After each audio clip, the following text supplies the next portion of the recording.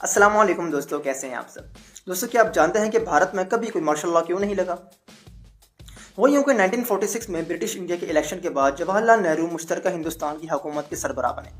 انہیں وائس رائے کے executive council کا وائس پریزیڈنٹ بھی بنا دیا گیا۔ یہ عہدہ اختیارات میں وزیر اعظم کے برابر تھا۔ یہ عہدہ سنبھالنے کے بعد انہوں نے 12 ستمبر 1946 کو برٹش آرمی کے چیف اور ڈیفنس سیکرٹری کو ایک خط لکھا۔ یہ ایک تفصیلی خط تھا جس میں انڈین آرمی کو بڑے پیمانے پر ریفارمز کرنے کا کہا گیا۔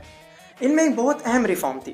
انہوں نے یہ کیا کہ ملٹری کو 4 کمانڈز میں تقسیم کیا، جیسا کہ پہلے بھی تھی، لیکن اب تقسیم ہندوستان کے بعد نئی فوج کے زونز یا کمانڈز کو دوبارہ سے ترتیب دیا گیا۔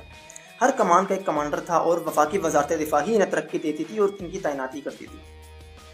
ویسے دوستوں، اب انڈیا میں 7 کمانڈز اور 7 کمانڈرز ہیں، اور یہ سب آرمی کمانڈرز جو ہیں یہ لیفٹیننٹ جنرل ہوتے ہیں اور انہیں کمانڈنگ ان چیف کہا جاتا ہے، اور یہ سب آرمی چیف کے برابر ہوتے ہیں، ایکول ہوتے ہیں، ان میں کوئی کم نہیں ہوتا۔ آرمی چیف بھی ان میں سے فرسٹ امنگ ایکول ہوتا ہے، جیسے ہمارے ہاں ججز میں ہوتا ہے۔ تو آرمی چیف کو کسی بھی ایکشن کے لیے ان کمانڈرز کو قائل کرنا ہوتا ہے، ان پہ حکم نہیں چلانا ہوتا۔ تو آرمی چیف پھر ان سے مشاورت سے ہی فیصلے کرتا ہے۔ یہ کمانڈنگ جو آفیسرز ہوتے ہیں یہ براہ راست وزارت دفاع کے سیکرٹری کے ساتھ رابطے میں ہوتے ہیں۔ ایون وزیر دفاع سے ملنے کے لیے بھی انہیں سیکرٹری ڈیفنس سے وقت لینا ہوتا ہے۔ ان کی ترقیاں، ان کی پینشنز اور مالی معاملات سب ہی وزارت دفاع کا محکمہ دیکھتا ہے۔